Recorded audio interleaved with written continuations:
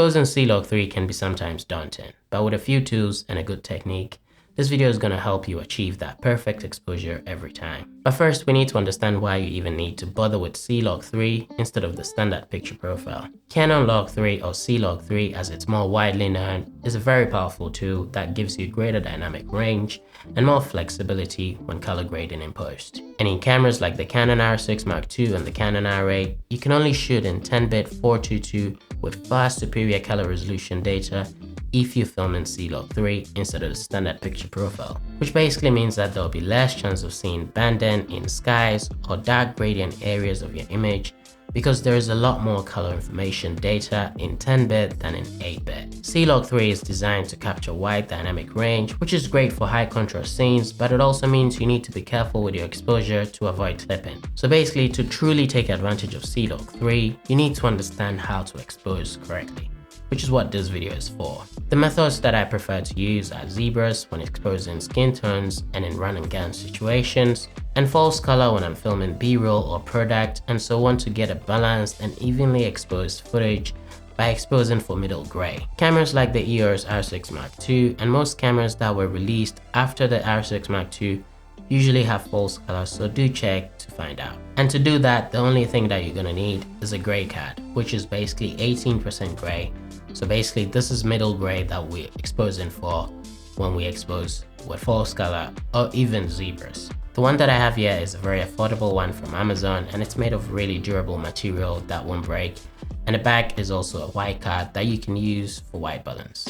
Alright, so first you need to turn on C-Log 3. And you do that by heading into the menu and to the 4th tab of the shooting menu. That's the red camera menu tab. And then scroll down to Canon Log settings. Then under Canon Log, choose on, which turns on C-Log 3. And then in color space, choose cinema gamut because there's a lot more color information compared to the other options. Note that in some Canon mirrorless cameras like the Canon R5, there's the option to choose between C-Log and C-Log 3. So in this case, choose C-Log 3 as it does a better job at retaining highlight information when shooting outdoors or in bright conditions. And that said, make sure you also set your ISO, remembering that the base ISO for C-Log 3 is 800.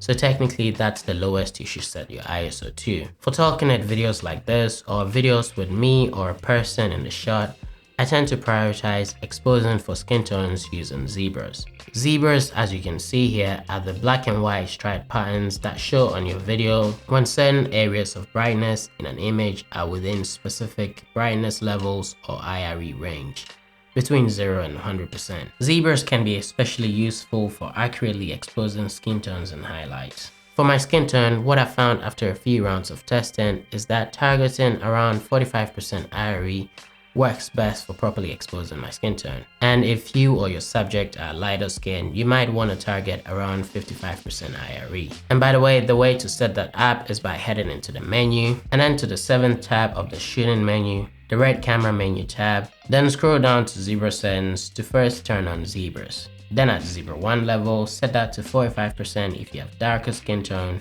or about 50 to 55% if you have lighter skin tone. I also like to set zebra 2 to 80% to show me when my highlights are clipping when I need to. Then if you want to see both zebra 1 and 2 patterns, you need to set zebra patterns to zebra 1 plus 2. I just set it to zebra 1 though because when you have both zebra 1 and 2 turned on, it can get a bit overwhelming on the display, with zebra 1 slanting right and zebra 2 slanting left. I usually only care about properly exposing for my subject skin tone though, so I don't worry too much about clipping the highlights. Like in this video where I exposed for my skin tone with an ND filter until I saw the zebra patterns on my face and didn't worry so much about the sky being a little blown out. Now let's take a look at when you're shooting product or other items and need to expose for middle gray. Here you can use zebras as well, but I mostly prefer to use false color. I will however walk you through how to do it in both cases in case your camera doesn't support false color.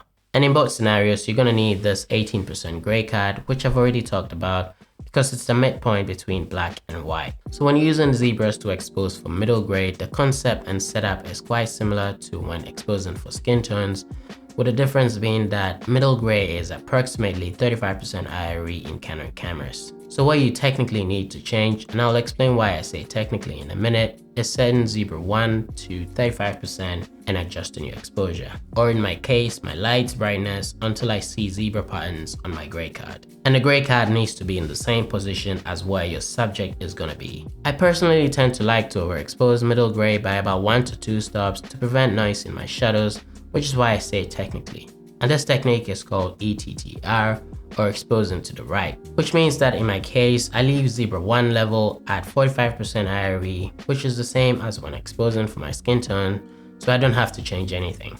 The other method which I personally prefer is using false color. I get it that false color can be a bit intimidating if you've never used it before or had any experience with it, but I promise it's very simple and easy to understand. To turn on false color, especially in the EOS R6 Mark II, you need to make sure that view assist and zebras are turned off.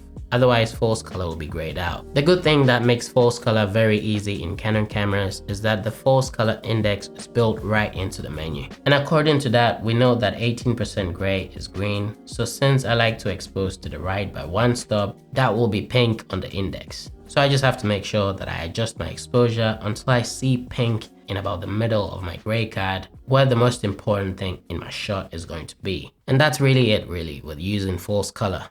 It's that simple. One thing to note in Canon mirrorless cameras is that false color doesn't work over HDMI, so if you're using an HDMI monitor, just know that false color isn't gonna work. But then zebras are gonna work just fine. Remember though that in the Canon R6 Mark II and other Canon mirrorless cameras, false color and view assist or zebras cannot be on at the same time. So one thing I do to get around that is saving my false color and zebras to a custom shooting mode. On the Canon R6 Mark II, you have 3 custom shooting modes on the mode dial, which is C1 to C3. So what I do is that I save my zebra settings to C1 and false color settings to C2. Then I set this custom button in front of the camera right beside the lens mount called the DOF or depth of field preview button to zebras or false color, depending on which custom mode I have on. And make sure you have all your shooting settings like the frame rate, shutter speed, and ISO the way you want it before you save, because it saves all your settings to that custom shooting mode. So for example, when I turn my mode dial to C1, which has my zebra settings, the depth of field preview button is set to turn on and off zebras. And then when I set it to C2, which is my false color settings, the depth of field preview button is set to turn on and off false color. And then to save the settings to the custom shooting modes, head to the setup menu tab, which is the yellow tab with the wrench icon, then head to tab 6 and the second option, then register settings, and then pick which one you want to save it to, and then hit OK. And so that way you don't have to remember what to turn off when you want to shoot in false color or what to turn on when you want to shoot with zebras. It just makes the whole shooting process straightforward. And so yeah, that's about it. This is everything I do and all the tools I use to get perfect exposure every time, whether I'm exposing for skin tones or shooting B-roll of product or other things. I do hope you learned something that will help you in making your own videos. And if you did find value in this video, please consider subscribing and leave any questions you have down in the comments and I will get back to you. Thanks a lot for watching, and until next time, ciao.